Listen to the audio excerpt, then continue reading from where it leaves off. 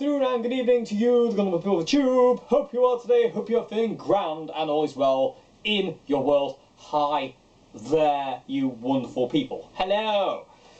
Today, as the title suggests, we are going back to my beginning. So, today, what do I mean by going back to my beginning? This is my first ever guitar setup. PV Rage 158 Transtube series and my Washburn Maverick series and an extremely not very good lead. Easy. So, but this might not be my first ever amplifier. I sold my original PV Rage back a while ago, a long time ago actually, and this one came up for sale in a local second-hand shop. A couple of weeks ago now, and I was just like, I don't know if it's mine, but I've wanted one of these again just because I sold mine and it was stupid of me to do so. It was my first ever amp and I sold it because I'm an idiot. And I've wanted one of these back ever since, really. I kind of like realised that, like, you know, oh, hang on a sec, that was my original amp which I basically learnt on and it's gone now. So this might not be mine, but according to the guy in the shop where I bought it, it did come from a local person and I sold it to, you know, local people, so to say, not in some kind of weird kind of like, are you a local, League of Gentlemen weird way, but it hasn't left the area, this one, so it could be mine, and it's certainly in good enough condition to be mine, because I kept mine like absolutely spotless. I could do all my stuff now. I'm a bit funny with all my stuff, and I like dust and stuff like that. I'm very clean with all my equipment, but yeah, I don't know, it could be mine, it might not be mine, but either way, I have a PV Rage 158 again. So this is it, this is where I started, this is exactly the setup I had when I first started playing guitar. And you'll be hearing that a lot, as the jack socket on this guitar has seen better days. And needs replacing, but I just can't bring myself to take the original one out. I'm mad! Anyway, you heard at the beginning, that's the lead channel. It's a simple amplifier. It's two channels. You've got clean and a lead, and you've got shared EQ of high, mid and low. You've got a selector switch here between clean and distortion channel, and you've also got a voicing on the EQ for vintage and modern. And I always used to run mine in the vintage setting. I just thought it was cooler to have like a vintage, you know, I run my amp on the vintage setting. I'm cool. I wasn't, I never have been cool, but I thought I was. Anyway, but when I first got this amp, I literally had no idea what distortion was. When the first day I got this guitar and one of these PV Rages, which I'll probably keep referring to as, you know, my amp or whatnot, I don't know. I had no idea about distortion. I had no idea you could flick that down and, you know, I had no idea you could do that. So I just had the clean channel. So I was playing everything on cleans, and the first thing I ever played when I got this combination home was this, and I had the EQ like this. This is the first thing I ever played. Hang on a second.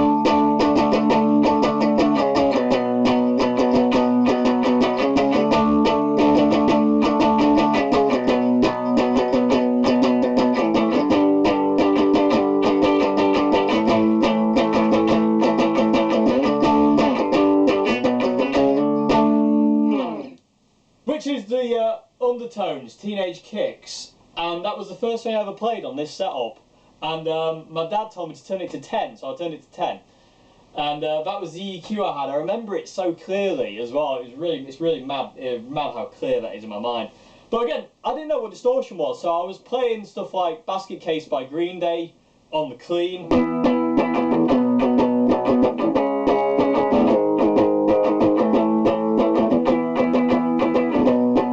Point I could do downstroke, so it probably sounded like this. It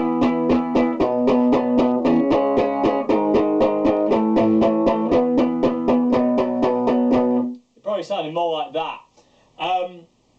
But you know, that was literally my kind of entry to the guitar. It was like, you know, Basket Case, Teenage Kicks by the Undertones, and I think that was literally it. I think that's all I knew.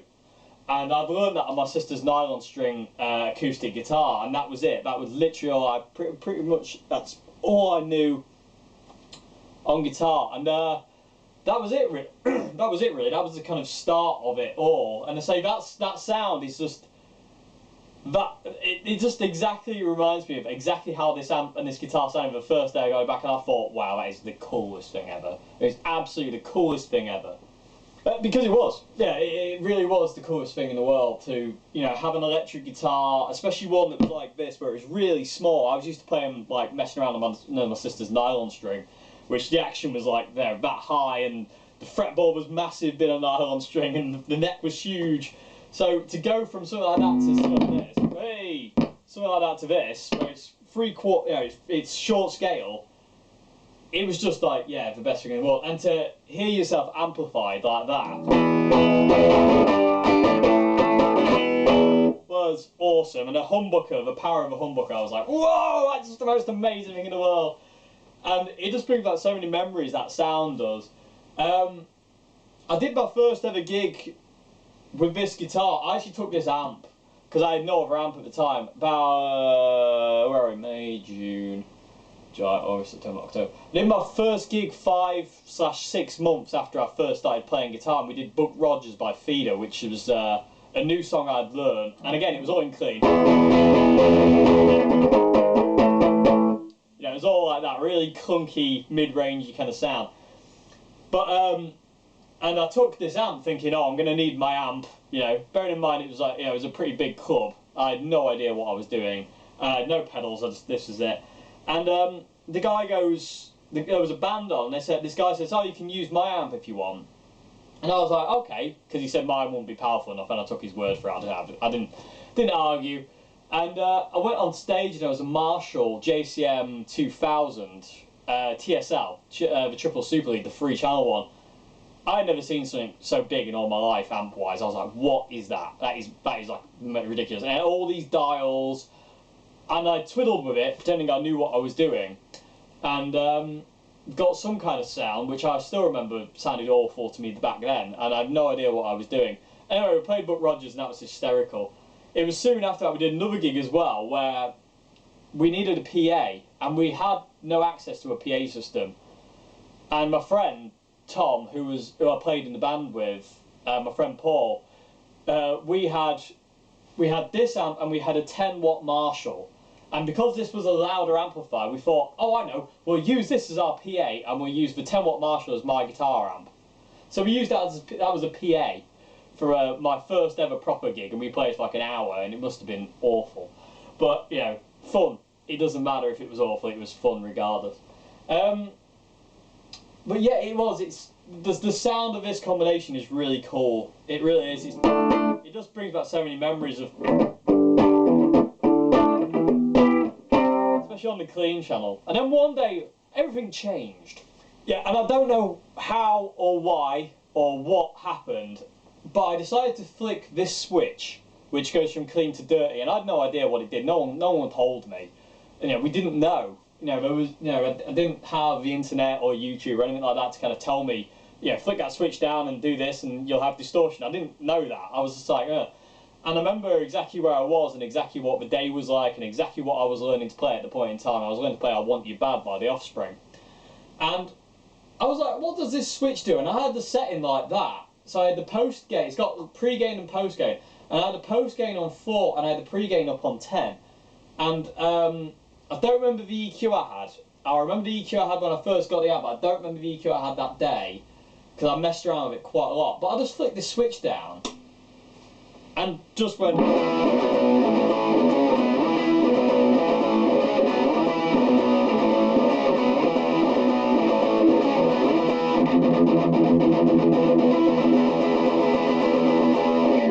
I was like, what the hell is that?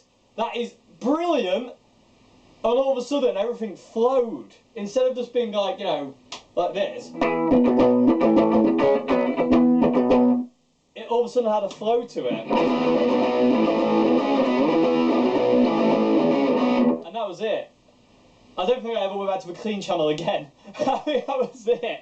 Until I bought my first ever pedal, which was the Jackhammer distortion pedal you saw recently in the pedal board vid I did recently. But it just opened a whole new world and feedback as well. I don't know if I'm loud enough.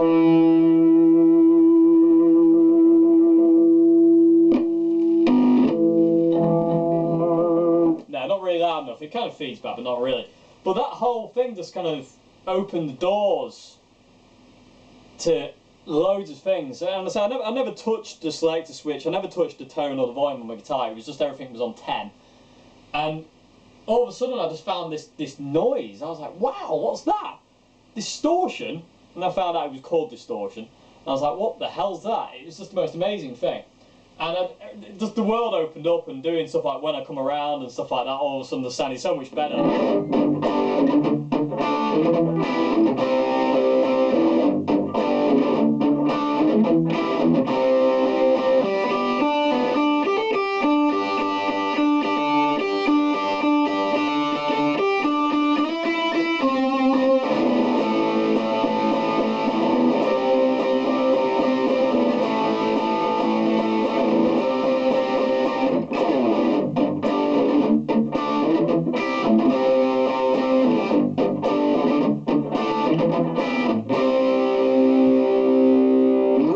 Back then I didn't know how to palm mute, so it was... I didn't know what palm muting was. It said it in the books, palm mute riff. I'm like, what's that? I did want to show you the 2 books, 3 books I wanted to learn from. But I did learn from, sorry, they were tab books. And I did want to show them today, but I can't because I don't know where they are. I know one has been lost for ages, and I'll never get that one back. But the other 2, I don't know quite where they are. In another video, I'll show you. But I do have this. This is a bit of paper that, funnily enough, it's got my GCSE exam timetable on the back, and that's how much I cared for that. This is a list of songs I learnt when I first started playing guitar, and it's mostly Green Day. But I've got like a load of Green Day. I've got like stuff like The Hives, Hate to Say I Told You So, Wonderwall, Smoke on the Water, Buck Rogers, Teenage Dirtbag by Wheatus, everybody. Because I think my band I was in, we wanted to cover that song, so I had to learn it. And I couldn't play it. I thought it was like ridiculously complex and really hard to play, and I had no idea what I was doing. Nirvana, Smells Like Teen Spirit, like, is a must. Another Girl, Another Planet. I've got By the Way by the Chili Peppers on here. In the End by Linkin Park. Crawling by Linkin Park. Yeah, a lot. Wild Thing, Puggin' Baby. When I learned Puggin' Baby with this, with this setup, I was like, wow, that is insane. Like.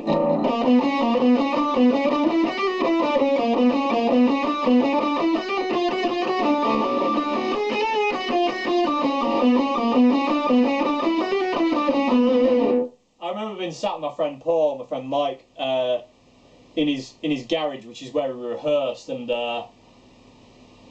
been a little bit worse off for wear one night, them two, and I was playing Puggin' Baby, and apparently my fingers moving that fast he couldn't follow, and it was making my friend Paul laugh. It was quite amusing. But yeah, so that's my list, and then after 40 songs, the last one being Chad Kroeger and Josie Scott, Hero, for the Spider-Man film. I didn't keep track anymore because I thought, I've learned 40 songs, I'm not going to write them down anymore. I just kept learning songs. And that was in like the first maybe year, about 3/4 of a year to a year of playing guitar. I learned those many songs and more. I learned all of International Super Hits by Green Day, all of Conspiracy of One by The Offspring, all of Dookie, and bits and pieces here and there of loads of other songs as well. I still remember learning Smoke on the Water riff properly, and I was just like, wow, that's cool. So yeah, that's literally that's where I started. And after about a year of playing and doing like the odd gig here and there with this, and realising of this, even on full volume, it isn't very loud. Even when I found Distortion, the channel, which is the lead channel on this PV Rage is 10 times louder than the clean channel. But it still wasn't loud enough to do gigs with, especially not when you're playing your local town hall. We had to go back to the guitar shop where I originally bought all this stuff, which is called Pools, and I had to buy another amp. And we got, you've seen in sort of videos a while back, it's a Carlsberg GLX 100, and we bought that for 80 quid because I needed a more powerful amplifier. And when I got that home, I realised it had 2 outputs. Or input, sorry, on the amplifier, and I thought, oh, could I link the PV Rage into that and run both of them? And I found out I could. And I was like, wow, that's really cool. And I had my jackhammer distortion pedal where I could go from clean to distortion, and I was like, that was a new thing as well. When I realised that a pedal could send you from that to this, and then back to that, wait, you know, that was like, wow, that is amazing. So that was like the first. That was like the first thing, and then I got a Zoom multi effects unit, which I should have got out, but I'll probably hopefully demo it one day, and if it still works. It was a silver.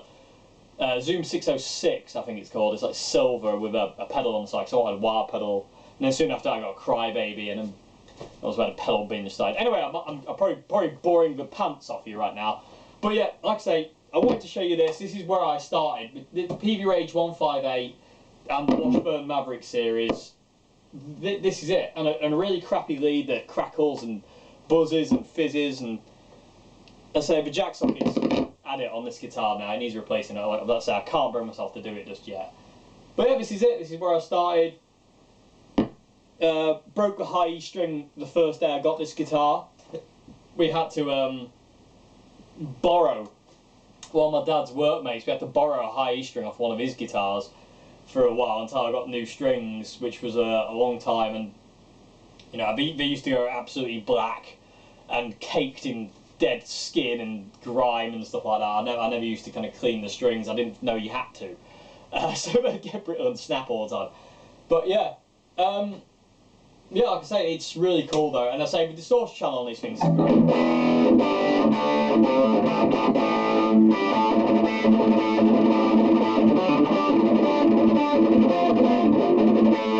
Yeah, I never thought I'd ever be able to play anything like that. I remember learning the Godfather theme.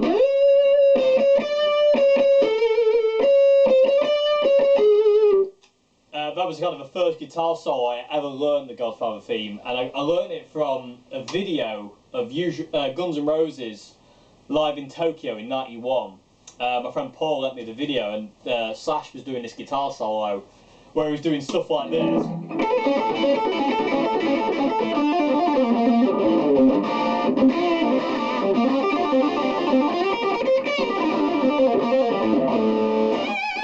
Doing stuff like that, and I was just like, what the hell's that? Because I've been playing Green Day and Offspring, I had no idea what that kind of stuff was, so Slash was like my first introduction into guitar solos, and to hear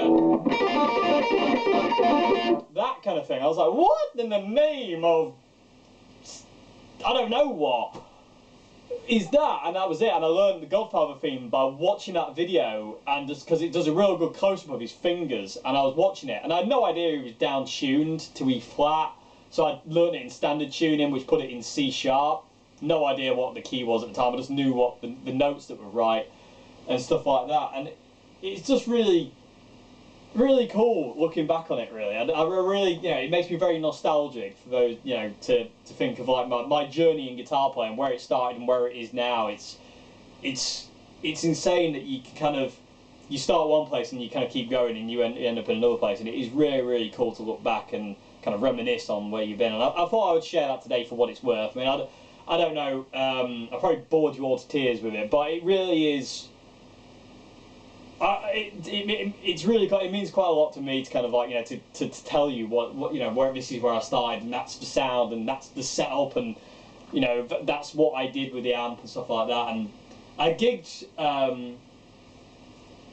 this amp, well, let's say maybe not necessarily this one, but this one, the Carlsberg, for a long, long time, until I got my Marshall MG half stack, and after that, like these amps got put on the back burner, so to say, because the Marshall MG was, I got that in 2004. So yeah, I got, yeah, so about 3 years into playing, so starting in 2002.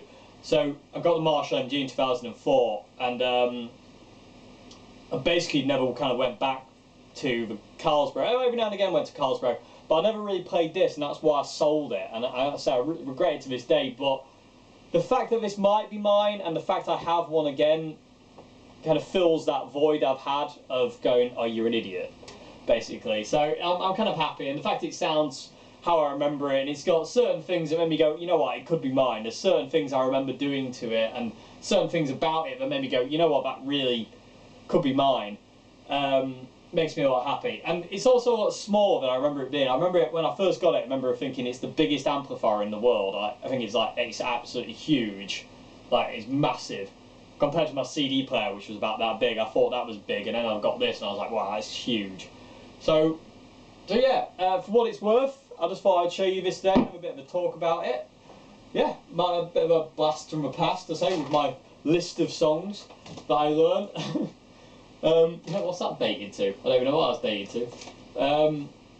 But yeah, for what it's worth, really cool. Anyway, I hope you enjoyed this video. It's a bit of a kind of a very kind of boring history lesson on me, really, I suppose you could say, really. But yeah, really cool. It's like, it's nice to kind of look back of where you come from. And also, there's a couple of things to note as well. In the fretboard of this guitar, I used to have a lot of BB guns, and I would shoot things about, and sometimes they would they would ricochet off something, and they would dent into the fretboard. So there's a few kind of BB gun potholes in this fretboard, so to say. But they all tell stories, and that's what is really cool. But yeah, for what it's worth, I thought I'd show you it today. It's kind of like an amp demo, if you will. These things are great amps for kind of home use. I really can't recommend them enough. They take pedals like beasts. I couldn't believe it when I plugged the pedal board in. The sound was unreal. I couldn't believe it, especially into the lead channel. I was like, good gravy. Awesome sounding, especially if you crank the post gain and use the pre-gain as a volume. Ridiculous.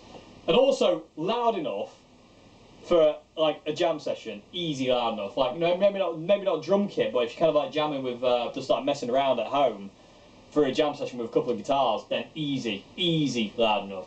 It's quite shocking. It's only a 15-watt amp, but it is loud. But yeah, hope you enjoyed the video, and I will see you again for Q&A Wednesday on Wednesday. That could either be tomorrow or in 2 days, depending on when this video gets uploaded. So, thank you very much for watching, and I'll see you again. Have a great morning, afternoon, good evening. Goodbye now.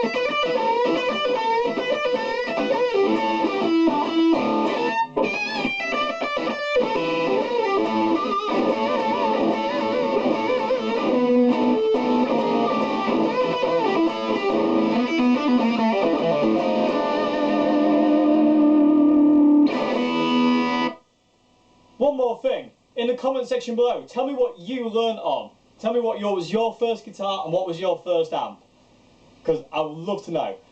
So yeah, and tell us, if you want to, tell us a story of like, what was the first thing you played on it and whatnot, because that'd be really cool as well. Anyway, hope you enjoyed this video. Goodbye. Have a great one.